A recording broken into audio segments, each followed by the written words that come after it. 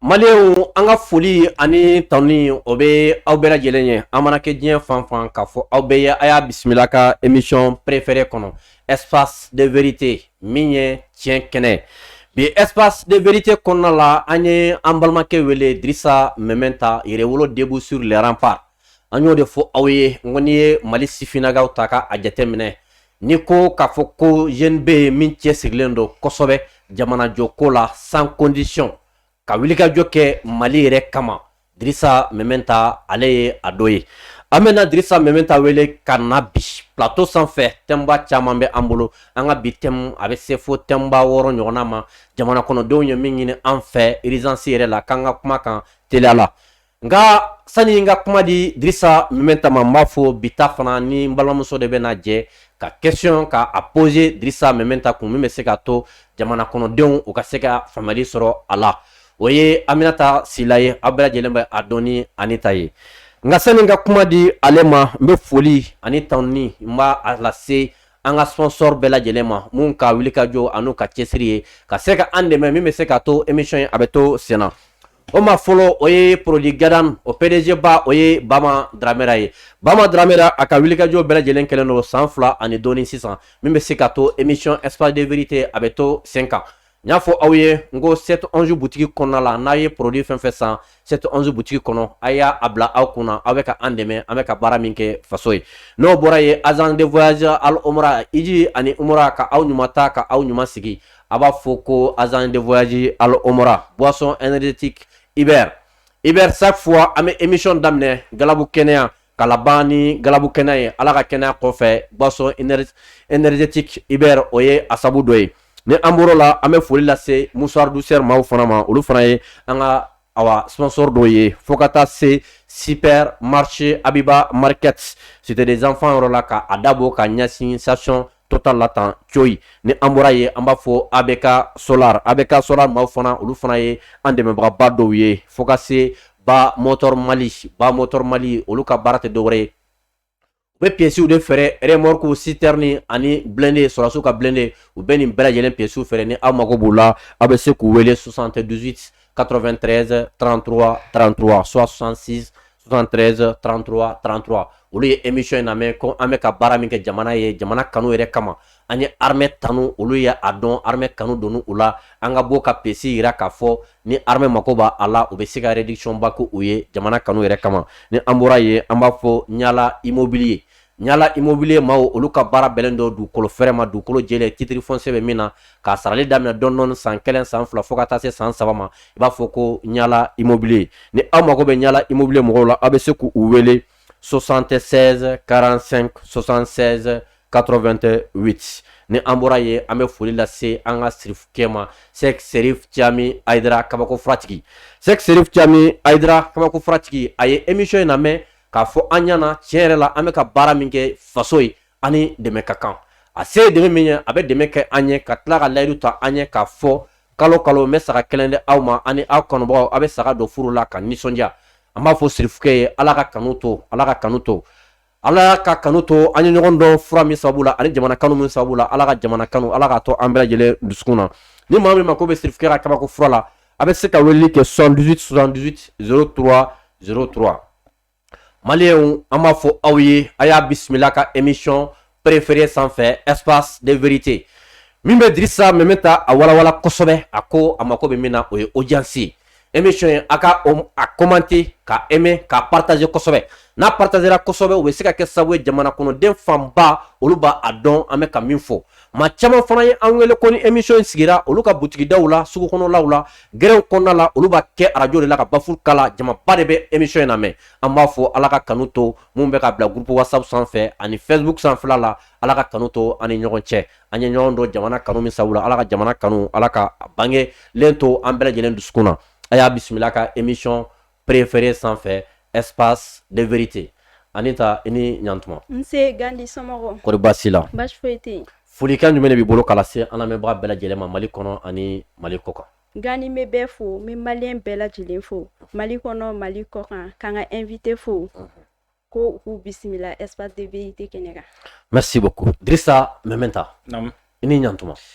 Gani an b'i fo kosɛbɛ kɔri baasi la ka foli kura ani tanuni ka ɲɛsin Ala subahanahu wa taala ma ka sɔli kɛ an ka kiraba in kan kisi ani nɛɛma b'a ye bangebagaw k'u fo kosɛbɛ an dɛmɛbagaw ni an kokɔrɔdonbaw k'u fo kosɛbɛ i yɛrɛ dɔw ta o tɔgɔ ma déjà an bɛ Sherifu Tiyami an b'a fo kosɛbɛ Tiyami kɛ k'a fo voilà sagasogo caman dunna voilà sabula aw ye sagasogo caman an ye sagasogo caman dun alhamdulilayi mɔgɔ min fana hakili tora mɛmɛ ta la seli don k'a fɔ ko vraiment mɛmɛ ta ni laya saga ka kan parce que kuma fɛn caman bɛ fɔ mais i b'a sɔrɔ u fana mago bɛ fɛn dɔw la u da tɛ se minnu ma an b'a fo o la kosɛbɛ alhamdulillah n'o ka kan an b'a fo o la kosɛbɛ ka agence Alumura mɔgɔw fana k'u fana fo parce que n ye majigi dɔ ye u la k'a sɔrɔ an ma don ɲɔgɔn na kosɛbɛ cɛkɔrɔba t'a fɛ ka taa hiji la dɛ olu tɛ fɛn fɔ mɔgɔ ye a b'a bɛɛ lajɛlen kɛ dogo la Siribe silamɛ kɔni laɲini fɔlɔfɔlɔ min b'i la o ye i denmisɛnninama i ka se ka alikaba i ɲɛ la k'a sɔrɔ wulikajɔ se b'i ye waati min na Ala ka nɔgɔya an bɛɛ lajɛlen tiɲɛ yɛrɛ la Ala ka nɔgɔya an kɔni an fana bɛ ka ɲini alhamdulilayi Ala ka jɔnɲuman bɛ se ka an bila ka taa o k'an bila ka taa o b'a baraji sɔrɔ waati ko don ni Ala y'a da i bɔgɔ la i bɛ a kɛ inshallah an ka continuer ka dugawu kɛ inshallah ka dugawu fana kɛ jamana ye halisa mɔgɔ jɔlen don jamana ye Ala ka da bɛɛ kɔ kan mɔgɔ fana bɛ yen nɔ k'u bɛ ka gɛrɛntɛ ta ka jamana sɛgɛrɛ Ala ka don jamana ni olu ni ɲɔgɔn cɛ il faut ka studio baarakɛla bɛɛ fo ka Anita fo kosɛbɛ j'espère que ta tɛna kɛ tonton ye ani an bɛ mais e b'a fɛ mun de ka fɔ sisan e b'a fɛ mun de ka fɔ sisan a ka fɔ ko Dirisa Mɛmɛnta voilà Ami y'a mɛn donc kana fɔ ko tonton c'est à dire e tɛ ninnu dɔn quoi tonton fɔ man di ninnu ye quoi n y'a kuma fɛ depuis bi tɛ n k'i ka fara k'u wele ko tonton o tɛ tonton ko in fɛ voilà i b'a dabila d'accord maliyɛnw an b'a fɔ aw ye an nisɔndiyalenba an bɛ an ka invité an b'a bisimila n'o ye Dirisa Mɛmɛnta ye jeune min ni a bɔra n'a kumana fasodenw bɛ nisɔndiya aw kɛra maa caman ye Mali kɔnɔ ani Mali kɔ kan aw bɛ n wele wagati bɛɛ Gandi tiɲɛ yɛrɛ la n'an bɛ jeune apprécié Dirisa Mɛmɛnta a bɛ maaw la maa min ni an b'a apprécié k'a sabu kɛ a ka baara taabolo ye n'a bɛ fɛn fɔ i b'a sɔrɔ a y'a ɲɛɲini k'a tɛntɛn k'a dɔn kosɛbɛ n y'o de fɔ aw ɲɛna n k'aw kana ɲininkali kɛ o la cogo si la n'a ye ne ye k'a fɔ waatiw bɛɛ n bɛ maa wele plateau sanfɛ aw kana ɲininkali k'a tigilamɔgɔw ka faso kanu na a y'a bila aw kunna faso kanubaga don Dirisa Mɛmɛnta n y'o de fɔ bɛɛ lajɛlen ɲɛna ne y'ale ka ɲɔgɔn dɔn a ma daminɛ bi émission Espace de vérité daminɛlen k'a tɔgɔ choisi n ye mɔgɔ fɔlɔfɔlɔ min ta a kɛra Dirisa Mɛmɛnta ye donc n b'a fɔ aw ɲɛna o danaya o de bɛ an ni ɲɔgɔn cɛ faso kanu de bɛ an ni ɲɔgɔn cɛ mais an mako bɛ min na bi o ye émission ye a k'a partager kosɛbɛ an mako bɛ 10 000 partage je dis bien 10 000 partage aw ka se ka 10 000 partage kɛ n b'a dɔn fana kɛnɛ in kan n'an ye fɛn min ɲini Ala ta kɔfɛ o bɛ kɛ jɔn de b'a kɛ aw de b'a kɛ an mako bɛ 10 000 partage la 10 000 partage 10 000 j'aime yanni sini cɛ a y'a bisimila ka émission préférée sanfɛ Espace de vérité Anita Gandi kɔri baasi la baasi foyi tɛ n na i ye Dirisa ka kuma mɛn k'i kana fɔ ko tonton i bɛ tonton ko dabila pourtant tonton fɔ in dun de ka di ne dɛ non o tɛ tonton ko fɛ quoi kɔri baasi kɔni kɛ tɛ non baasi foyi tɛ yen Anita an ye Dirisa wele ka na bi ka kaɲa ni jamana kɔnɔdenw ka laɲini ye thème fana ka ca an bolo bi kosɛbɛ n b'a fɛ ka se ka dɔɔni fɔ an ye thème jumɛn de bɛ yen n'an b'a fɛ ka kuma min kan bi ayiwa Gandi ɲani an ka don an ka thème kɔnɔna la an bɛ bi date fɔ mɔgɔw ye bi ye tarata ye septembre kalo tile 13 san 2022 ye thème ba wɔɔrɔ b'an bolo an n'an ka invité an bɛna an da don o la masala thème ba wɔɔrɔ yɔrɔ tiɲɛ yɛrɛ la o ka ca kosɛbɛ thème ba fɔlɔ Gandi o de bɛ tali kɛ fɛn min ye ivoirien ka artiste ye n'o ye Aisha Kone ivoirien ka seko ni dɔnko tigilamɔgɔ belebele dɔ don ale ye dɔnkili kɛrɛnkɛrɛnnen bɔ an ka président de la transition na n'o ye son excellence colonel Assimi Goïta ye k'a sababu kɛ a ka faso kanu ani a bɛ ka africain ka danbe n'u ka hɔrɔnya la segin ma cogo min na Aisha Kone ye dɔnkili ta k'a da Asimina an b'an da don la an b'o walawala an b'o da an kanubagaw tulo kan thème ba filanan o de ye MINUSMA ka tagaliko ye Dirisa olu ka wuli ka jɔ bɛnnen don ko MINUSMA de ka taga MINUSMA ka tagali ko ma an m'an da don fɛnɛ la ko walawala k'o d'an kanubagaw tulo kan thème ba sabanan fɛn min ye jarajɛ baralen bɛ New York kaw fɛ yen nɔ CEDEAO bolo a jarajɛ kunkanko kuma bɛ ka kɛ Mali ni Guinée de kan an m'an da don fɛnɛ la k'o walawala k'o d'an kanubagaw tulo kan thème ba naaninan fɛn min ye an ka jamana ɲɛmɔgɔw y'a yira Ivoiriyɛnw na k'u ka surasi 46 minnu minɛlen don an bolo yan nɔ ko fɔ an ka politisiyɛn minnu kelen don k'an ka jamana nafolow ŋanamu ka boli ka tugu sigiyɔrɔ bɛ Ivoire ma ni mandat b'u kan voilà ni mandat d'arrêt international b'u kan k'u k'olu bila ka na Mali la fɔlɔ d'accord an m'an da don fɛnɛ la k'o walawala k'o da mɔgɔw tulo kan thème ba duurunan fɛn min an ka premier ministre ye Abdoulaye Maïga ale y'a yira k'a fɔ ko intérim dɛ ni par intérim premier ministre par intérim Abdoulaye Maïga ale y'a yira k'a fɔ ko ka kulonkɛ kuma bɛɛ bɔ a la ko prévu jɔnjɔnw yɛrɛ de b'an bolo pour que min b'a yira k'a fɔ ko Faransi tun bɛ ka banbagaciw dɛmɛ an ka mɔgɔw contre la n'o y'an ka kɛlɛkɛcɛw ye an m'an da don fɛnɛ la k'o walawala thème ba 6nan fɛn min ye Sadio Kamara colonel Sadio Kamara ale tun ye voyage dɔ kɛ ka taa Mauritaniekaw fɛ yen nɔ an m'an da don fɛnɛ la k'o walawala k'o da tulo kan ninnu de b'an bolo. Merci beaucoup Anita. Drissa Mementa kana fɔ ko thème cayara jamana kɔnɔdenw n y'a fɔ n ko ni bɛ maa sɔrɔ min bɛ se ka da don nin bɛɛ la jamana actualité bɛɛ la tile kelen ko Drissa Mementa don o de kama n sigilen message bɛ ka ci nin thème ta n ko problème foyi t'a thème fɛn fɛn bɛ a y'a bɛɛ lajɛlen di maa min bɛ ka na a kodɔn b'a la a faamaya b'a la a b'a da don a bɛɛ lajɛlen Ami an ka thème fɔlɔ o di Drissa Mementa ma jɔna ka taa tonton Drissa i ka tonton ko kuma dabila a fɔ ko Drissa Mementa Ivoiriyɛnw ka se ko ni dɔnko tigilamɔgɔ belebeleba in n'o ye Aïcha Kone ale ye dɔnkili dumanba dɔ bɔ an ka président na n'o ye son excellence colonel Assimi Goïta ye yala e bɛ se ka mun sɔrɔ ka fɔ an kanubagaw ɲɛna ko la d'abord an bɛ dugawu kɛ an ka premier ministre n'o ye docteur Choguel Kokala Maïga ka dugawu kɛ Ala ka segin ni a kɛnɛma ye an ma amina yarabi jamana mɔgɔ bɛ Ala halisa a bɛ yɔrɔ yɔrɔ la n'a bɛ an lamɛn k'an ka foli bɛ a ye min kɛ et puis an bɛ dugawu fana kɛ Ala ka kɛnɛya di an ma amina a kɛrɛfɛmɔgɔ ani mɔgɔ sen bɛ walasa a bɛ se ka segin na joona k'olu fana fo ka jamana ɲɛmɔgɔ fo Sidibe i b'a kalama ko waati dɔ la n'i tora ka n wele n bɛ siran mun na n bɛ siran parce que a ye moment donné n'i ye mɔgɔw ka bonya ni mɔgɔw ka danaya sɔrɔ a ka girin i bɛ siran a girin kojugu b'a fɔ ma bonya ni danaya ka girin parce que i b'a ye n'i ni mɔgɔ ye ɲɔgɔn kunbɛ carré kɔnɔ bɛ minnu fɔ n'i taara sugu la i bɛ mɔgɔw sɔrɔ n'i taara yɔrɔ dɔ i bɛ mɔgɔw sɔrɔ u bɛ kuma minnu fɔ i bɛ siran premièrement i kana ninnu bila fili la voilà premièrement i kana u bila fili la fɔlɔ parce que i ka kuma fɔta dɔ kama n'a sɔrɔ ni tiɲɛ tɛ i bɛ se k'u bila ko dɔ la komi c'est vrai nimisa la filanan ye jumɛn i bɛ siran tuguni n'i ye ninnu ye ka danaya ta k'a da i kan ni maliyɛn mɔgɔ miliyɔn 20 kɔ la c'est que i bɛ ka fɛn dɔ kɛ min ka ɲi donc Ala fana deli Ala ka dɔ fara o kan halisa i kana na u déçoit ani mɔgɔ kana na don aw ni ɲɔgɔn cɛ min bɛ kɛ sababu ye ka danaya tiɲɛ aw ni ɲɔgɔn cɛ fɛn min ye Aïcha Kone ka dɔnkili ye a bɛ don nin cadre de kɔnɔ vous savez fɔlɔ an kun bɛ Aïcha Kone dɔnni nin de ni mɔgɔ min bɛ Aïcha Kone dɔn kosɛbɛ a bɛ dɔnkili da ni Aïcha Kone ye dɔnkili da mɔgɔ la c'est que i b'a sɔrɔ o tigi a ye koba dɔ kɛ jɔyɔrɔba dɔ b'a la ou bien bonyaba bɛ a tigi kan Aïcha Kone dɔnnen a dɔnkilidala kɔrɔba caman tun bɛ yen tun tɛ dɔnkili da bɛɛ la et puis kobaw ni kobaw la u bɛ dɔnkili da olu tun bɛ wele ni voilà kɛnɛbaw de kan olu bɛ wele k'u bila dɔnkilidaw la a bɛ hakili jigin Miriam Makeba ninnu ni fɛnw na vous savez ni Aïcha Kone tun ma nin dɔnkili da peut-être an kun bɛ se k'an yɛrɛ ɲininka an kun bɛ se k'an yɛrɛ ɲininka non seulement an m'an yɛrɛ ɲininka a kun b'a to halisa kuma caman kun bɛ k'a fɔ mɔgɔw kun bɛ continuer k'a fɔ mɔgɔw b'a fɔ Assimi bɛ mɔgɔw de sara k'u fasa da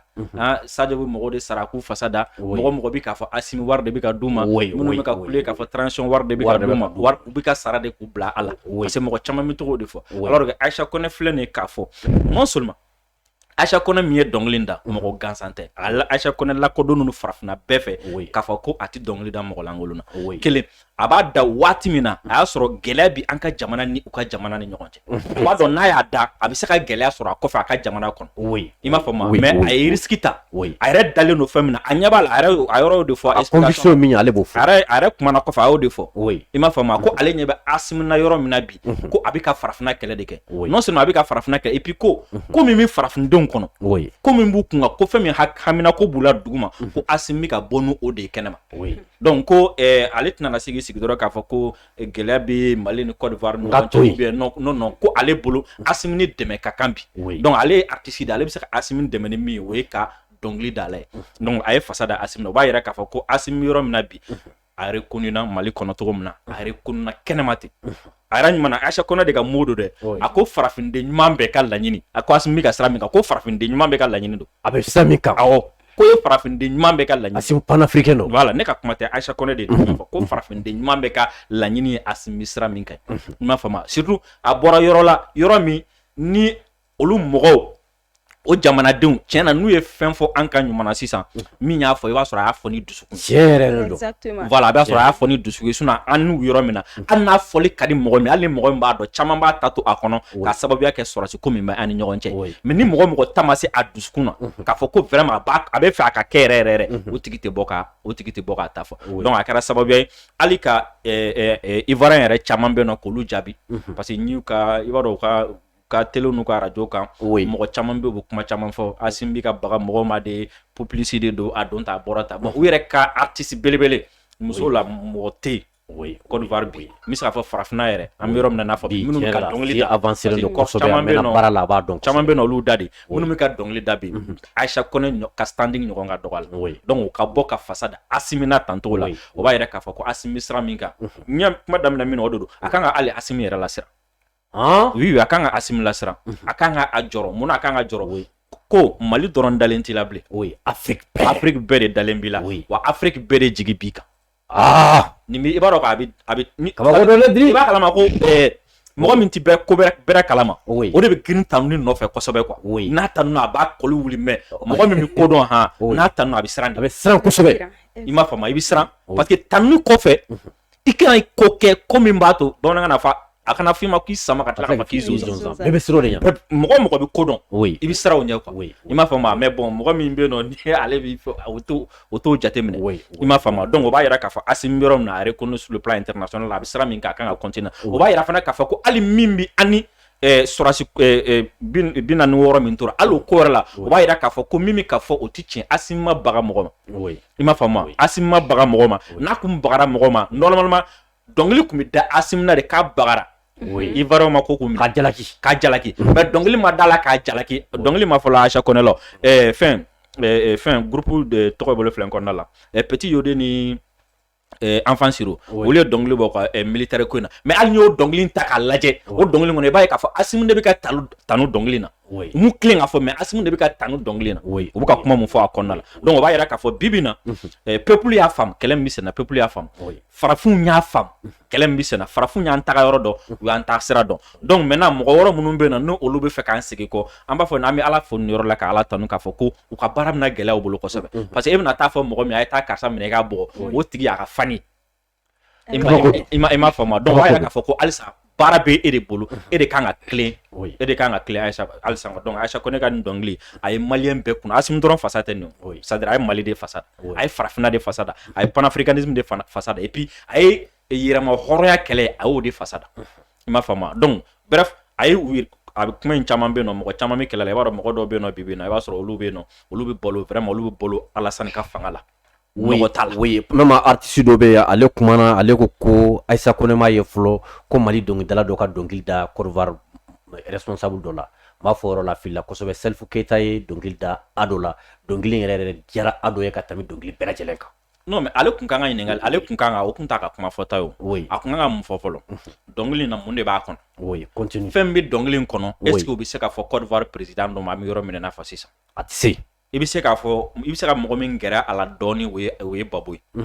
i m'a faamu o ye panafricanisme yɛrɛ dɛ Babo ye parce que hali Babo ka problème sɔrɔli ma bɔ foyi la parce que panafricanisme dɔrɔn bɛ yen voilà Dona Fologo fɛn Alassane yɛrɛ tun bɛ parti min na o secrétaire général kɔrɔ ni o ye wa PDC secrétaire ko Donald Fologo ale de ko u foyi da de ko ale ma ko tiɲɛ yɛrɛ la ne tun bɛ yɛrɛma hɔrɔn min nɔfɛ ka na Côte d'Ivoire ne m'a sɔrɔ ale sera awɔ tiɲɛ yɛrɛ la ne ma indépendance sɔrɔ dɛ mais denmisɛnnin dɔw bɛ se ka na an kɔfɛ peut-être minnu bɛ na ni indépendance a ko o y'o fɔ a ye donc o foi masro beje o ma fenge don tol ge o ma fenge babo ma se ka mara yɛrɛ kɛ debe babo nana français o kɛlɛ dam dongli jumɛn de nana Aisha Kone dongli min da John de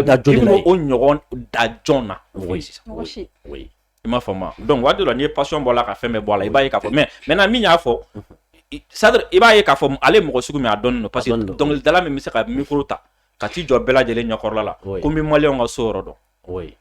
alors que e dun b'a dɔn cɔ k'a fɔ ko e fana ka jamanadenw bɛ fan wɛrɛ fɛ dɔnkilidala min b'o fɔ moi je pense que o tigi c'est-à-dire u ka immaturité sera niveau la hali mɔgɔ man kan tɛ ka o jaabi parce que a y'a fɔ kɛnɛ min yɛrɛ kan u nana u ka micro minɛ a la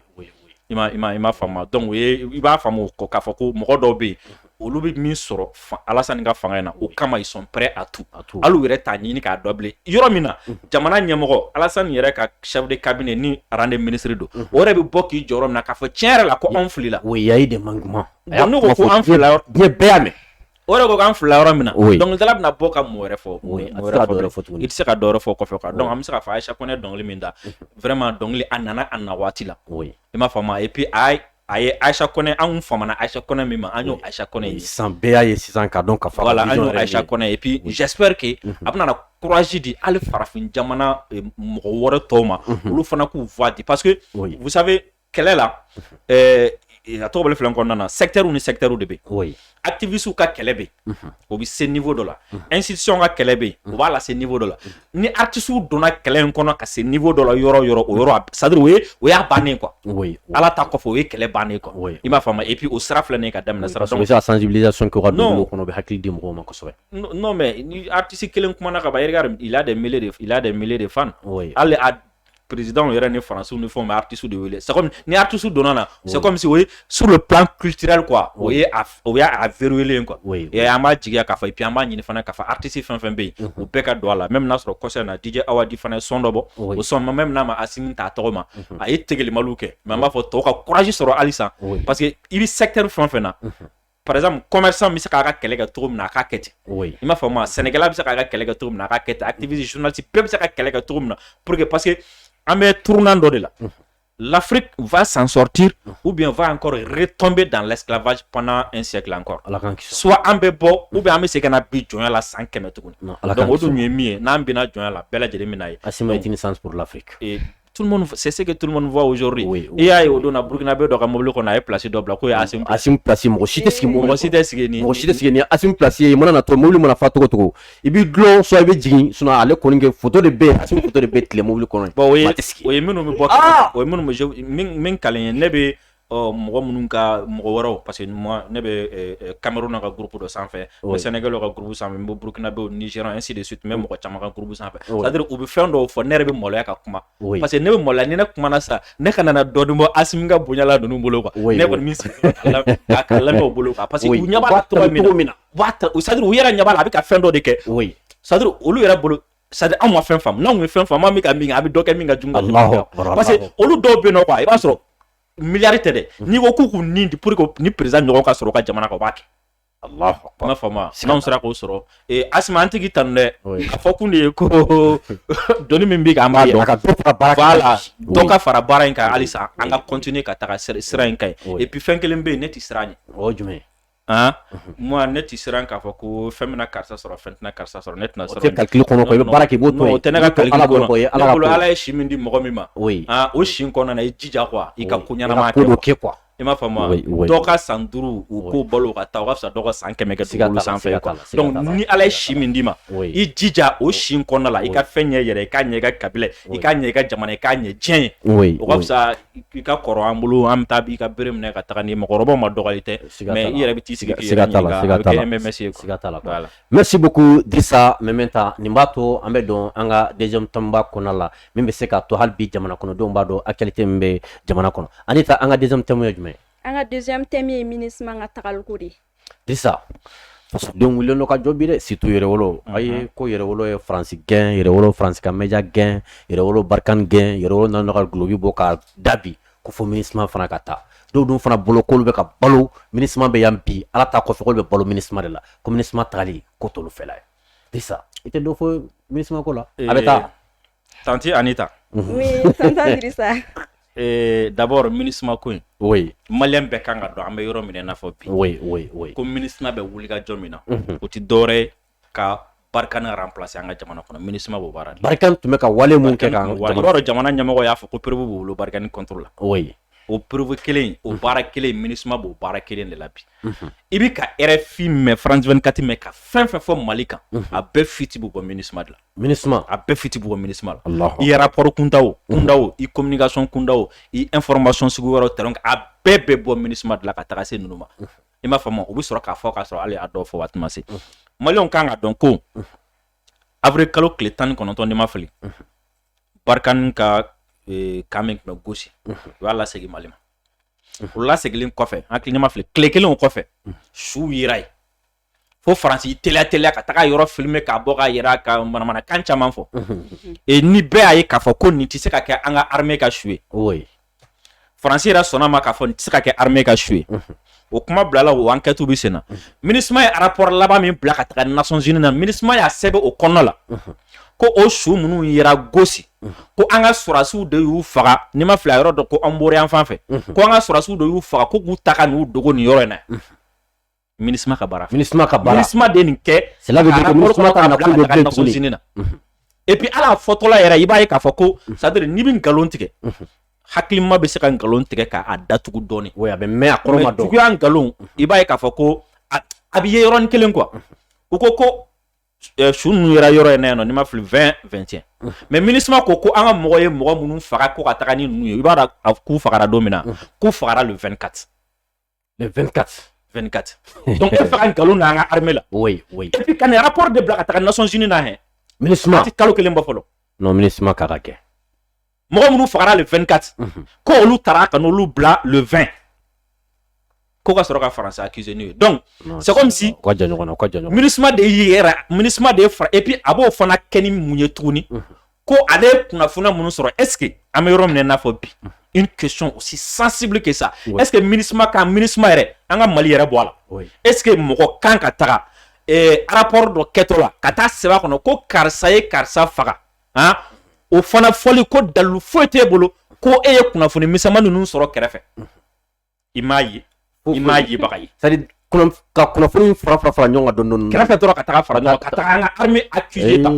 MINUSMA c'est comme si u ko Faransi aw ka taa aw jɔ kɛrɛfɛ anw bɛna kɛlɛ ta aw place la aw tun bɛ ka baara min kɛ an b'a baara kɛ donc ni MINUSMA sera ka nin kɛ anw na Faransi ye mɔgɔ minnu faga tilegan dere bɛɛ ɲɛkɔrɔ berger minnu fagara ni bɛɛ y'a fɔ yen nɔrɔ yɛrɛ mɔgɔ gosikaw yɛrɛ y'a fɔ k'a fɔ ko berger minnu tunna tile 15 kɔfɛ ni su ninnu yera bɛɛ kelen ka nin dɔn MINUSMA bɛ se ka taga ni nkalon sugu ta k'o da an ka sɔrɔdasiw la et puis o MINUSMA kelen ka to an ka jamana kan ka ni Faransi to kɛlɛ la donc o kɔrɔ ye an yɛrɛ de bɛ ka marifa ci an yɛrɛ la non tiɲɛ yɛrɛ la a ka jugu i m'a faamu wa et en plus de ça k'a fɔ ko o MINUSMA yɛrɛ terrorisme de b'an ka jamana kɔnɔna la an rébellion kɛlɛ de bɛ yen mɔgɔ de bɛ ka sa o MINUSMA yɛrɛ ko jɔyɔrɔ kelen min bɛ MINUSMA la bi o ye jumɛn ka rapport kɛ Mali armée kan MINUSMA ka baara fan baara banna MINUSMA ka baara bɛnnen don ka rapport kɛ Mali armée kan o rapport la imaginez MINUSMA nana ko kana Mali de dɛmɛ non seulement MINUSMA ma rapport kɛ terroristes da kan terroristes joli don MINUSMA ma rapport k'o kan terroristes bɛ bɔ min kana Mali la MINUSMA ma rapport k'o kan jɔn de bɛ terroristes financer MINUSMA ma rapport k'o kan jɔn bɛ marifa d'u ma a ma rapport k'o kan n'a sɔrɔ ni MINUSMA tun bɛ ka anw dɛmɛ de MINUSMA ka rapport tun kan ka ɲɛsin nin de ma terroristes bɛ bɔ min kana o bɛ se ka datugu cogo di o rapport kan ka kɛ jɔn bɛ nafolo di terroristes ma o nafolo bɛ se ka tigɛ cogo min na o rapport kan ka kɛ jɔn bɛ marifa d'u ma o marifa bɛ se ka di bɛ se ka jɔ cogo min na MINUSMA kan k'o rapport de kɛ mais MINUSMA m'o kɛ an ka dugu bɛ ka attaquer o don na an ka Menaka zone ni Gao zone na bɛɛ lajɛlen ɲɛ b'a la Boko Haram bɛ ka bɔ fo Nigéria ka na Niger cɛ tigɛ ka na MINUSMA ma rapport kɛ hali sini k'a fɔ ko mɔgɔ minnu bɛ ka nale an attaque kɛ a talata in n'a dɔw la ko a terroristes ninnu bɛ ka bɔ fo Tchad ka Niger cɛ ci donc k'a fɔ ko Bazoum ka a dabila MINUSMA m'o rapport kɛ fɔlɔ ɲɛtɔ la hali bi olu dun na kun ye ko an dɛmɛ k'u nana an dɛmɛ donc mɔgɔ min ma se ka nin kɛ en plus de ça minɛn tɛ a bolo k'a yɛrɛ lakana minɛn tɛ a bolo ka kɛlɛ kɛ formation tɛ a la a mɔgɔ t'a bolo a dɔnniya t'a la o tigi bɛna mun ɲini aw ka jamana ka bilen olu yɛrɛ ko ni Barkhane taara ko min ye appui aérien ye ko olu tɛ se k'o sɔrɔ tuguni o tɛ i ni mɔgɔ min bɛ kɛlɛ la muso nɔfɛ i yɛrɛ ka fini san ka d'a ma k'a ko k'a coiffer ka mobili san ka d'a ma yan o muso kelen a b'o minɛ i la non o y'i ta bannen donc an ni MINUSMA b'o de labɛn donc o de la anw ni MINUSMA ko la ani France ko kun to mina ani MINUSMA ko bi o to kelen de la i ma fama an bɛ se ka jate mina en fonction du temps an na kɛlɛ jumɛn kɛ sinon an ka objectif ye MINUSMA ka taga ye an b'o sira kan nous on va pas reculer o de la an bɛna bɔ le 22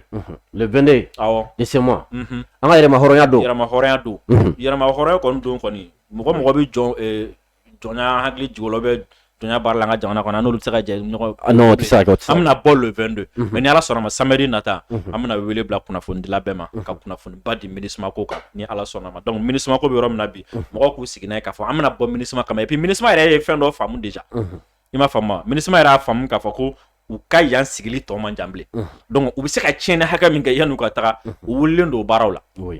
i m'a faamu i b'a ye don o don ka page sanfɛ an taara ninnu former yen fɛ an taara robinet kelen di yen fɛ an taara château kelen di yen fɛ o fana château n'o robinet ji o dili kɔnɔna la ala de b'a dɔn o bɛ fɛn wɛrɛ min di yen mɔgɔ ma min ni ji tɛ kelen donc moi je pense que o ko kɔni jɛlen de don mɔgɔ man kan tɛ k'i sigi ka nin lajɛ bilen et puis min fɛn maliyɛn a ye moment donné waati dɔw la ko dɔw bɛ yen nɔ an kana weleli yɛrɛ kɔnɔ la tuguni i m'a faamu n'a fɔra nin bi nin yɔrɔ in na dɔrɔn an ka taga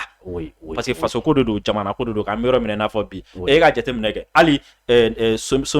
assemblée générale min bɛna kɛ Nations Unies na sisan comment dire la conseil de sécurité mɔgɔ bɛ réunion fɛn fɛn kɛ Mali kan MINUSMA mɔgɔw ka kuma bɛ taa yen i m'a faamu o MINUSMA de bɛna na mɔgɔ sélectionner yan ka taga n'u ye ka t'u bila ka taga kuma Mali kan ka taa u da sago fɔ Mali ma donc n'u tɛ yan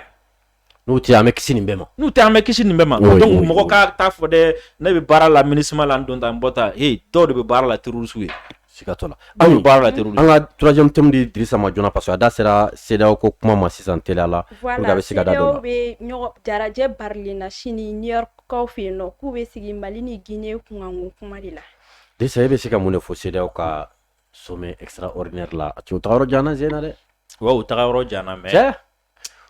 u ye Afrique bɛɛ bila bon Afrique bilali tɛ vous savez n bɛ sɛbɛ dilan dɛ n bɛ ka nin kuma in fɔ wala y'a fɔli man di parce que c'est comme si n bɛ ka n yɛrɛ dɔgɔya imaginez ni CEDEAO ka sommet extraordinaire bɛ yen président min bɛ CEDEAO kunna a bɛ kɛ o de ka jamana kan président min bɛ CEDEAO kunna bi n'o ye Umaru Anbalo Guinée Bissau a yɛrɛ bɛ yɔrɔ min na bi jamana tɛ a bolo sɔrɔdasi tɛ a bolo palais t'a bolo i m'a faamu CEDEAO président oui sɔrɔdasi dunan 100 de bɛ k'ale n'a ka palais sécuriser ani jamana institution tɔ minnu bɛ olu de bɛ k'olu sécuriser o de la hali a bɛ kɛ président waati min na mɔgɔ caman kun ko ka n'a kɛ président ye parce que ko hali n'a fɔra ko ka taga CEDEAO ka taga sommet ka k'a kɛyɔrɔ tɛ yen mais u ɲɛtugu k'a kɛ président ye donc imaginez u ɲɛtugu k'a kɛ président alors que bi sommet extraordinaire kɛyɔrɔ tɛ yen parce que ale ka taga sommet k'a fɛ yen ça demande a bɛna taga kɛyɔrɔ min yɛrɛ la fɔlɔ o t'a bolo a sécuriselen tɛ yɔrɔ t'a bolo sécuriselen don a kɛyɔrɔ yɛrɛ t'a bolo fɔlɔ lieu yɛrɛ t'a bolo filanan ye jumɛn président minnu bɛna taga olu jiginyɔrɔ t'a bolo u sécuriser yɔrɔ t'a bolo cɛ ale fana k'ale ye jamana ɲɛmɔgɔ ye ale fana ye jamana ɲɛmɔgɔ tɛ dɛ anw bɛɛ ka ɲɛmɔgɔ de filɛ nin ye tan tɔ CEDEAO bɛɛ ka ɲɛmɔgɔ cɛ nin ye n ti maloya donc o de la ko bon komi u bɛna ɲɔgɔn sɔrɔ New York siɲɛ kelen k'u t'a lajɛ u k'a kɛ yen wa i m'a faamu o waati min na an bɛ yɛrɛma hɔrɔnya kɛlɛ la jɛkulu min bɛ anw tɔgɔ la jɛkulu min bɛ anw kofɔ o jɛkulu de ma se ka réunion kɛyɔrɔ sɔrɔ ko fo ka taga kɛ Nations Unies kan k'u profiter voyage dɔ sanfɛ k'a kɛ yen an juguw fɛ yen donc imaginez ça veut dire que jɛkulu t'a yɛrɛ bonya fɔlɔ ça veut dire que mɔgɔ t'a kɔnɔ mɔgɔ min b'a yɛrɛ bonya et ça veut dire que mɔgɔ t'a kunna mɔgɔ min b'a yɛrɛ bolo min b'a yɛrɛ bonya an bɛna taga mun de mɛn an bɛna taga mun de bɛna bɔ yen ko min bɛ farafinna nafa o question k'a ka se ka poser fɛn tɛna bɔ yen min bɛ farafinna nafa fɛn de bɛna bɔ yen min bɛ a ka cibaw nafa i m'a faamu et à côté de ça o kɛrɛfɛ ni sommet bɛ kɛ Mali Burkina Guinée de bɛ yen pour le moment CEDEAO kɔnɔna la minnu président bɛ yen nɔ ni u nana coup d'état sira fɛ donc ni sommet bɛ kɛ kuma bɛ kɛ olu saba bɛɛ kan i m'a faamu mais u bɛ ka taga communication wɛrɛ fana ta ka don a kɔrɔ o ye jumɛn parce que Faransi sirannen don sommet in sen fɛ Mali représentant min bɛna taa a kana profiter ka prévu min b'a bolo k'a bɛɛ da kɛnɛ kan siɲɛ kelen c'est-à-dire a kana kɔrɔtɔ Nations Unies ma quoi voilà a ka taa ka prévu di CEDEAO ma teliya la joona donc o sira min bɛ Faransi la Faransi bɛ baara la duguma pour que nin sommet ka kɛ sababuya ye Mali kana se ka kuma sɔrɔ Nations Unies tribune kan ni kuma sɔrɔla yan an ka représentant ninnu ka fɛn i m'a faamu parce que fɛn b'an bolo parce que mɔgɔ y'a faamu sa n'an ye yɔrɔ yɔrɔ sɔrɔ an bɛ dɔɔnin di ayi non yɔrɔ ma sɔrɔ i bɛ dɔɔnin fɔ hali ni ye 3 minutes di nin ma Nations Unies sinon à part ça a ma nɔgɔn ko mɔgɔ minnu don ni mɔgɔ min binganikɛla kɔni bɛɛ b'a dɔn k'a fɔ o ye binganikɛla o tɛ sababu ɲini o tɛ jo ɲini o tɛ jala o ye binganikɛla ye sinon ni bingani tɛ foyi de tɛ yen bi k'i bɛ se ka taga fɔ k'i bɛ Mali sanctionner ni o ye sommet kɛnɛ kan a tɛ yen a fɛn tɛ yen i m'a faamu wa et à l'ordre du jour point kelen min bɛ yen n'a ka gɛlɛn dɔɔni o ye u ni Guinée ni ɲɔgɔn cɛ i m'a faamu parce que ɲɔgɔn sama bɛ yen hali Guinée yɛrɛ tun ma sɔn k'u ka médiateur reconnu après a y'a reconnu calendrier ko kumaw ni fɛnw na o ɲɔgɔn sama bɛ olu ni ɲɔgɔn cɛ u yɛrɛ ɲumana ko Damiba ko kɛra putschiste bonne volonté i b'a fɔ modéré dɔrɔn u y'o sɔrɔ ka ban voilà u y'o sɔrɔ comme gɛlɛyaba tɛ ale fɛ yen donc fɛn fanba bɛna kɛ Guinée kan Mali ta diyagoya u b'u da don a la donc u bɛ se ka communication verbale kɛ ka bagabagaliw ni fɛnw kɛ mais u tɛ se k'an filɛ nin yɔrɔ min na bɛ k'a fɔ k'u bɛ sanction ta ka ɲɛsin Mali ma. Oui, mais Drissa, ni yo na mɔgɔ caman ka Malien caman ka laɲini kan ka bɔ CEDEAO la. Est-ce que ça dit il n'est pas temps jamana marabagaw ka se k'o fana engagé wa min bɛ se ka to an bɛ bɔ CEDEAO fana la sa wa? Bon, a waati bɛ na. Oui. A waati bɛ na parce que n'i bɛ fɛ ka gɛlɛya dɔ furakɛ i b'i jija ka i kolo girinya kosɛbɛ i kana na ni gɛlɛya dɔ min ka bon ka tɛmɛ kɔrɔlen. Kɔrɔlen ka kana se k'i déstabiliser. Imagine sisan Sidibe Sukaro taara 120 na kuma ma diya dɛ. Oui. Ou bien 120 de ta. Oui. Kuma ma diya dɛ. 125. 120. Oui. A kuma ma diya dɛ. Oui. Bon ni a kɛra tɔgɔ dɔ la tuguni. N'a kɛra 100 oui. Malien a bɛ gɛlɛya dɔɔni. Donc i b'o labɛn ka sɔrɔ ka fɛn dɔw labɛn. Fɛn caman bɛ yen nɔ a bɛ ka labɛn. Oui. Oui. Fɛn caman bɛ ka labɛn. Wariko kumaw bɛ yen kanko kumaw bɛ yen fɛn caman bɛ yen a bɛ ka labɛn. Mais waati de bɛ a la a ka kɛ waati la waati min na c'est comme si fura ka ɲi waati min na a bɛ se ka fɛn ɲɛ bana ye mais waati dɔ bɛ yen n'i y'a ta a tɛ fɛn ɲɛ bana a b'a juguya ka taga fɛ a b'a juguya ka taa donc o jatew de bɛ sen na sinon an ka jamana ɲɛmɔgɔ bɛ yɔrɔ min na bi CEDEAO ko nɛgɛ t'olu la a nɛgɛ tɛ anw na a nɛgɛ mɔgɔ caman bɛ a nɛgɛ tɛ olu la mais c'est pour éviter que an ka bɔli kana na an di ninnu ma tuguni quoi parce que Faransi tun b'o de nɔfɛ ko in daminɛ o ye jumɛn o ye k'an isoler u y'a fɔ o da la quoi ka an ni bɛɛ bila ɲɔgɔn na ka c'est à dire an ni mɔgɔ si kana gɛrɛ ɲɔgɔn na an tigɛ ka bɔ diɲɛ na an tigɛ ka bɔ diɲɛ na donc n'an tigɛra ka bɔ diɲɛ na sisan imagine an ni Alassane filɛ nin min na sisan i m'a faamu wa Alassane tɛ se ka frontière datugu anw na Alassane tɛ se ka fɛn dɔ kɛ an ka mɔgɔw la Macky Sall pareil yɔrɔ caman fana pareil i m'a faamu wa maintenant sisan nɔ Alassane bɛ se k'i profiter CEDEAO fɛ CEDEAO ka sanction de fɛ ka gɛlɛya caman ta k'an sɛgɛrɛ sisan quoi donc imagine sisan k'a fɔ ko an tɛ o CEDEAO kɔnɔ sisan i m'a faamu wa donc an bɔra CEDEAO kɔnɔ CEDEAO jamanaw ko bɔ ko Mali bɔra CEDEAO kɔnɔ sisan donc CEDEAO jamana kelen bɛ pour le moment Mali mɔgɔw tɛ don ka bɔ ka a si kan pour le moment k'a sɔrɔ a ma labɛn n kan bɛ labɛn de ma k'a sɔrɔ a ma labɛn donc a bɛ kɛ gɛlɛya au lieu que a ka kɛ fɛɛrɛ donc o baaraw bɛ sen na ani baaramisɛnnin caman bɛ yen mais mɔgɔw k'a faamu dɔrɔn k'a fɔ ko a bɛɛ projet bɛ yen i m'a faamu wa ni a mɔnna waati min na an bɛ sɔrɔ ka bɔ n'a ye pour que ka mɔgɔw hakili jigin Musa Traoré Modibo Keita a y'an ka wari dilan don min na wari bɛ na waati min na wari mana kɛnɛ kan wari nana cercueil de kɔnɔ a bɔra yɔrɔ min na fo ka taa fɔ a ka don Mali la fo ka taa fɔ ko bɛɛ banna mɔgɔ ma bɔ a kalama parce que ni fɛnw de don ni mɔgɔ bɔr'u kalama dɔrɔn a bɛ tiɲɛni de kɛ n'a dɔnna sisan k'a ko Mali bɛ fɛ ka bɔ CEDEAO la kalo nata ou bien kalo 3 nata o gɛlɛya bɛ bonya voilà donc jijukɔrɔ baaraw don anw ka kuma k'a ka gɛlɛn kosɛbɛ parce que u b'anw fana lamɛn yɔrɔ ni émission layɛlen don ka tɛmɛ émission bɛɛ kɔfɛ donc u b'an lamɛn an bɛ fɛn fɛn fɔ u bɛ t'u sigi ka bɛɛ analyser ka essayer ka ɲɛmɔgɔw ka position ta ni a ye quoi i m'a faamu donc o la CEDEAO ko la jijukɔrɔ baara de don n'a kɔgɔra dɔrɔn an bɛ sɔrɔ inchallah Ami 4e thème ye jumɛn ye an ka 4e thème ye fɛn min ye an ka jamana marabagaw ye u y'u ka condition imposer ivoirien kan ko n'u bɛ fɛ u ka surasi 46 in ka bila fo ko fɔ an ka politicien minnu ye an ka jamana nafolo ŋanamu ka kɛ lenburuba ye voilà k'a bɛn u kelen da ma ni mandat b'u kan voilà k'u bila ka na fɔlɔ n'u y'u bila ka na donc an bɛ sɔn ka an da don u ka mɔgɔ 46 in ka kuma la présidence page kan ne min ye u ye pisi dɔ di c'est comme si tamasen do tɔgɔmasere don u y'a fɔ ni hakilima y'a ta i b'a kɔrɔkɛ i bɛ se ka faamuli kɛ a la parce que an ka jamana ɲɛmɔgɔ y'a fɔ k'u bɛ fɛ ka ko in kɛ diplomatiquement u tɛ fɛ ka kɛ ni kɛlɛ o la n'i bɛ fɛ ka ko kɛ diplomatiquement i tɛ fɛ ka kɛ ni kɛlɛ i ni mɔgɔ min bɛ ɲɔgɔn na vraiment a la passera defula tɛ k'a sɔrɔ moyen t'a bolo a ye bac sɔrɔ par arrangement université la a gɛnna donc fo e de ka obligé ka pisi dɔ di a tigi ma bɔda dɔ jira a tigi la quoi a ka bɔ quoi i m'a faamu parce que voilà bɔda Alassane ma bɔda sɔrɔ donc an ka jamana ɲɛmɔgɔ à travers leur communiqué u ye bɔda dɔ de di o bɔda ye Alassane yɛrɛ bɛ se k'a ta sisan nɔ ninnu ye nin kuma min fɔ u bɛ fɛ ka mun de fɔ exactement parce que an ka jamana ɲɛmɔgɔ m'u tilen k'a fɔ ko pour que an bɛ sɔrɔsi 46 in bila il faut que a ka ni mɔgɔ ninnu di an ma o m'a fɔ ten ko cogo di Nigeria ministre des affaires étrangères nalen Mali la u ye communiqué k'a fɔ ko o ni an ka président ni ɲɔgɔn cɛ ko falenfalenniw kɔnɔna na ko o y'a yira k'a fɔ ko olu bɛ fɛ k'u sen don a ko la walasa a ko bɛ se ka ban hɛrɛ ni baden kɔnɔna cogo min ko jamana ɲɛmɔgɔ n'o ye Asimi a y'a yira o la k'a fɔ ko Alassane bɛ k'a ɲini waati min na ko an ka sɔrɔsi ninnu bila ko o waati kelen ko Alassane bɛ ka dɛmɛ don mɔgɔw ma mɔgɔ minnu ni an kɛlen don ka mandat d'arrêt international bila u kɔ n'o olu talen dogo Alassane ka jamana kan ko Alassane bɛ ka dɛmɛ di olu ma olu bɛ ka essayer k'an ka jamana déstabiliser alors que o waati kelen Alassane b'a la ko ka ɲɛ ale ma k'a ka mɔgɔ ninnu bila donc ko olu ka faamuya ye min ye ko min bɛ Alassane bolo laɲini min bɛ Alassane na ni o ye ale ka mɔgɔw ka bila ten k'a sɔrɔ ale ma foyi kɛ an ka jamana ɲɛmɔgɔ ko fo Alassane ka bɔ o position de kɔnɔna la quoi i m'a faamu a ka kɛ anw bɛ dɔ bila anw bɛ dɔ kɛ ale yɛrɛ bɛ dɔ kɛ i m'a faamu donc ale yɛrɛ bɛ dɔ kɛ o de ye piste ye sisan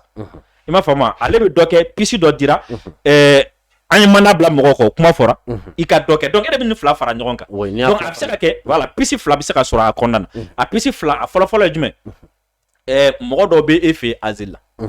bolila ka t'u dogo i fɛ yen i m'a faamu u taara i fɛ yen i y'u bisimila ok d'accord mais n'a ma ɲɛ k'a fɔ k'i y'u bisimila ko e yɛrɛ sɔnna ma ka ban ko e tɛ fɛ ka tiɲɛni don Mali la ninnu dun bɛ yen u bɛ ka tiɲɛni kɛ Mali la donc i sen bɔ u sen na kelen filanan ye jumɛn a f'u ye ko soit u b'u sigi u bolo ma Côte d'Ivoire kɔnɔ yan nɔ b'u bila ka na ou bien n'u tɛ se k'u sigi u bolo ma u ka taa ka bɔ Côte d'Ivoire parce que e tɛ fɛ mɔgɔ k'a to Côte d'Ivoire ka dankari Mali ka sécurité la ou bien i b'a f'u ye bon aw b'aw da de n'aw m'aw da de m'aw di ma ni saba bɛɛ bɛ se ka kɛ n'o fɔra u b'u mango sisan cɛw donc nin bɛɛ pisi dira Alassane ma Alassane de b'a jateminɛ normalement mun kan ka kɛ Sidibe a fitinin ye jumɛn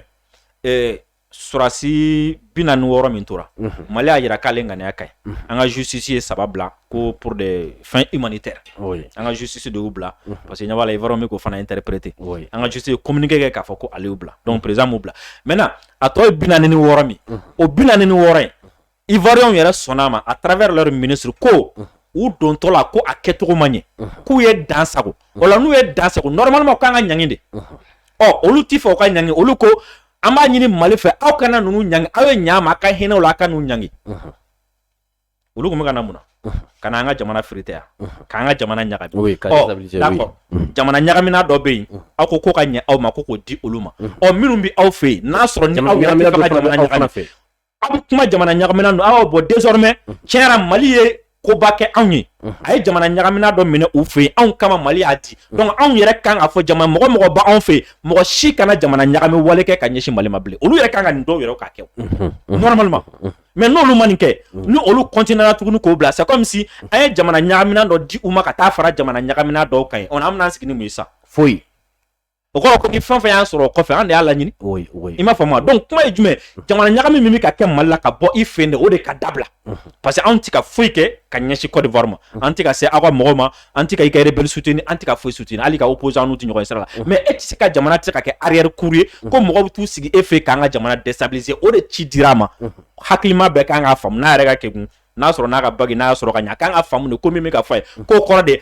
a fɔ i ka jamana kɔnɔ mɔgɔ minnu bɛ ka Mali déstabiliser k'u k'a dabila o de kɔdu b'a kɔnɔna la n'a y'a faamu o don n'a m'a faamu fana i n'a fɔ a ka communicateurs bɛ ka minnu kɛ sisan nɔ ka bɔ ka kuma caman fɔ parce que n'i tora k'u ka télé n'u ka radio dɔw lamɛn dɔrɔn mɔgɔ ninnu yɛrɛ i t'u bila bilen quoi i t'u bila i bɛ énervé i m'a faamu i bɛ énervé quoi parce que sans délai san filɛ nin ye plus de 100 jours maintenant i t'u sigilen sɔrɔ u ka télé n'u ka radio sanfɛ Asimi ye terroriste de ye terroriste bɛ min kɛ Asimi k'o ɲɔgɔn de kɛ Asimi don ta Asimi bɔ ta alors que e bɛ ka président min dɛmɛ ale yɛrɛ ma se ka fɛn kɛ foyi ale ko 100 jours ale bɛ deli la sisan nin ye kabako ye dɛ nin ye dɛmɛnikɛla naloma de ye e bɛ ka mɔgɔ min dɛmɛ se t'a ye oui e b'o kɔfɛ nani na oui o kɔrɔ de k'i bɛ fɛ ale de ka to i b'a fɛ ka kungo gɛlɛya i b'a fɛ ka kungo gɛlɛya donc a ko bɛ nin niveau la et puis n b'a dɔn fana et puis fɛn dɔ bɛ yen a bɛ ka commencer ka ne la énerver o jumɛn fɛn nana yan Macky Sall nana yan Nigeria o ministre des affaires étrangères nana yan Damiba nana yan mɔgɔ wɛrɛ bɛ ka taa ka na o kɔnɔ o tɛ ala Côte d'Ivoire yɔrɔ dɔn dɛ o bɛɛ b'a yɔrɔ dɔn cɛnnikɛla in bɛ yen de o n'i bɛ kuma mɔgɔ ni ɲɔgɔn cɛ i bɛ taa kuma fan fila bɛɛ de fɛ donc ni aw nana n'u continuera ka na Asimi dɔrɔn fɛ a bɛ image wɛrɛ de di o c'est comme si ni Asimi de ye bingannikɛla ou bien ni Asimi de bannen don a b'o de yira o i m'a faamu donc u kan ka taga Alassane fana fɛ yen de ni ministre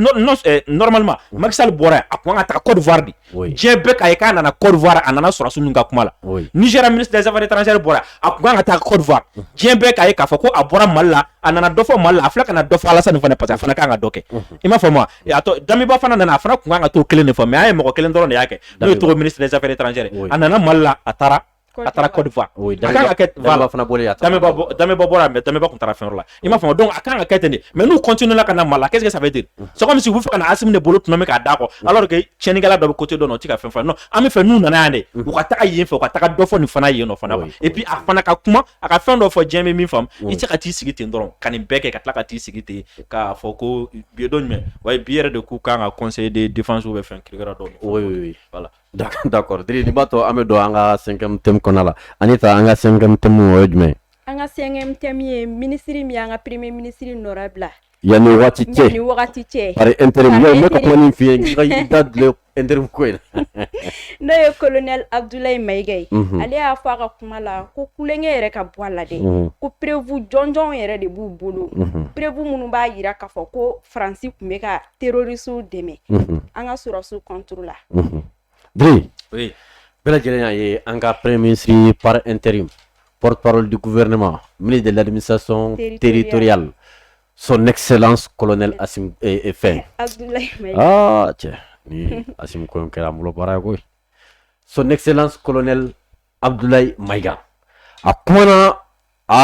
Diri a kuma caman fɔ ɲɛna dɛ kuma caman fɔ Diri o daminɛ don jumɛn cɛ fana aw ka teli ko fɛ dɛ sugu tun bɛ sani o tun ka taga repos forcé la aw bɛ girin-girinna sisan tuguni a bɛ ka taa ko nin bɔ o ye ka nin ka problème bɛ bɔ min Diri Buraya bɛ a mɛnna mais anw tun t'o kalama o to yen dɛ mais est-ce que e bɛ ko bɛɛ kalama e tɛ se ka bɔ ko bɛɛ kalama kuma tɛ n burankɛ don n bɛna anecdote dɔ lakali oui avion ninnu nana don min na o don i b'a dɔn an kun bɛ yen an ye avion ninnu lajɛ ne ko monsieur le ministre n ko ni avion ninnu nana se n ko cette fois-ci n ko an t'a répéter 3 fois tuguni an b'a kɛ 4 yan je répète a ko non ko na avion ninnu kɔni nalen sisan ko fɔ ko kelen b'a bɔ répétition n'a kuma ko kelen kɛ dɔrɔn ko bɛɛ b'a sɛbɛn dɔ se je répète voilà donc pour une dernière fois kabako don vous savez surtout a ye kuma min fɔ ka kɛ ni prévu ko yɔrɔ ye oui yɔrɔ n y'a f'i ye kuma kɔnɔna na n ko Faransi ni fɛn jɔrɔ bɛ Faransi la bi o ye Mali kana na taga prévu ninnu dɔw fɔ Nations Unies tribunal kan oui parce que imagine Choguel ye abandon en plein vol fɔli min kɛ fo ka taa fɔ ko bi o kuma kelen o effet bɛ yen non o de y'u mago sa i b'a dɔn o ye abandon en plein vol ye o ko a y'an to sanfɛ a y'a cun n'an ye mais a y'an sen minɛ a prévu filɛ n'o fɔra jugu dɛ abandon plein vol ne yɛrɛ bolo ka fisa ni nin ye i b'a dɔn dɛ donc o de jɔrɔ b'u la oui parce que o y'an abandonné plein vol kɛ an tilala ka jɔ tuguni an yɛrɛ ye parce que Faransi kun ma fɛn dɔ faamu o kun ye jumɛn Faransi kun t'a dɔn ko minɛnw bɛ an bolo min bɛ se k'an permettre ka u ye quoi ani dalu bɛɛ lajɛlen sɔrɔ ka fara ɲɔgɔn kan i m'a faamu c'est-à-dire i bɛ se k'i den ka don i bɛ se k'i den ka bɔ mais i t'i don dogo la bilen i t'i bɔ dogo la bilen Mali la quoi i m'a faamu donc Faransi yera a ye fɛn o fɛn kɛ a bɛɛ yera et puis il fait PM par intérim a min fɔ c'est comme ça hein prévu de bɛ yen k'a fɔ prévu de bɛ yen prévu minnu ni Faransi i m'a ye u commencera ka séduction daminɛ kunu bolila ka taa k'u ye Ben Barka minɛ an séduction tila k'a bila opération de séduction de don oui bi an y'o kuma fana mɛn quoi c'est à dire an ko u y'u kungo ye yen quoi opération de séduction de don bon u bɛna essayer tile fila u bɛna kɛ kosɛbɛ yanni ko ninnu ka daminɛ u bɛna essayer ka manjaniw kɛ ka ko dɔw kɛ an ye ka essayer ka sira dɔw dayɛlɛ ka essayer ka to k'an tɔgɔla kumaw ni fɛnw fɔ pour que an kana u wɔyiba mais peine perdue parce que an hakili la jamana ɲɛmɔgɔ y'a faamu déjà ninnu ye mɔgɔ sugu minnu ye i m'a faamu u tɛ ninnu fɛ u tɛna k'u fɛ wa Mali yɛrɛ u bolo jamana de ye sisan jamana min an k'a ci pour que a ka yɛrɛ k'a fɔ ko n'i gɛrɛla Russie la dɔrɔn o y'i ka ko bannen. O y'i ka ko bannen en même temps n'i ko k'i bɛ Faransi kɛlɛ fana i ka ko bɛ ban. Voilà u b'o niveau de la sisan nɔ k'u taara sɛbɛn Jeune Afrique kɔnɔ de i m'a faamu ko il faut que k'u ka Russie kɔni fɛn fɛn bɛ kɛ ka Russie tɔgɔ tiɲɛ k'u k'a tɔgɔ tiɲɛ donc Russie mangoya bɛ se ka kɛ jumɛn parce que u bolo ko pour que i ka se ka Russie dusukasi bi i ka fɛn dɔ kɛ Mali la n'i ye fɛn dɔ kɛ Mali la dɔrɔn i ye Russie sɔrɔ quoi donc u b'o logique min kɔnɔna na makɔrɔn hinɛ bɛ ka commencer ka ne minɛ. Na hinɛ bɛ ne yɛrɛ la sisan dɛ cɛ. Sɛbɛla makɔrɔn hinɛ bɛ ka commencer ka ne minɛ parce que ne ɲɛ b'a la i b'a kalama ne kelen ka Faransi kuranko sanama gazi ouais gazi parce que oui kuran utiliser la kosɛbɛ a kuranko ani a baloko a ye ne sɔmi quoi oui imaginez fɔlɔ Mali la ou bien Burkina olu de tun bɛ bɔ ka manifester k'a fɔ ko vive la Russie o don na Barcelone Praia Prague France Berlin nous bɛɛ ka bɔ ka manifester contre l'Union européenne et pour la Russie. Tiens, oui, d'incroyable gola. Ali bi manifestation comme Europe dugu dɔ la pour la Russie. Hein? Ko sanction minnu bɛ Russie ka ko ka wuli. Oui. Russie gaz minnu tigɛ ko ka taga Russie deli.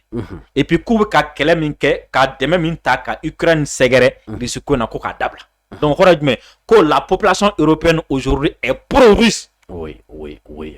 100%. Mais c'est là où moi je me pose la question. Oui. Mais Macron n'est ɲininka.